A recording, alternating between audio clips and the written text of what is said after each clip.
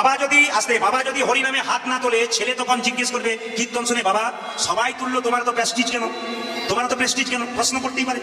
তবে যে বাবা হাত তুলবেন না তিনি জেনে নিন, খুব সংক্ষেপে, আমি একটা জায়গায় গান করতে গেছিলাম, এক ভদ্রলোক বললেন, প্রদীপ বাবু আমার মায়ের বয়স হয়েছে, তিনি কীর্তন শুনতে পারবেন না, তিনি আসলে যেতে পারবেন না, আমার বাড়ি একবার চলুন, ওনাকে দর্শন দিয়ে আসবেন। তো ওনার বাড়ি গেলাম, মাকে দর্শন দিলাম। উনি বললেন তাহলে এক কাজ করুন, এক কাপ চা খেয়ে যান। চাটা খেতে বসেছি, ভদ্রলোক পাটা মেলে বসে আছে, ওর 15 বছর একটা ছেলে দৌড়াতে গিয়ে বাবার পায়ে পাটা ঠেকিয়ে চলে গেল। বাবা বলছে, দেখতে পাচ্ছিস না কীর্তনিয়া বসে আছে, আর তুই আমার পায়ে পা ঠেকিয়ে চলে গেলি, প্রণাম কর। ছেলে বলছে করবো না। বলে কেন? পরশু তারিখে দাদুর পায়ে তোমার পাটা ঠেকলো, তখন তুমি যে প্রণাম করলে না।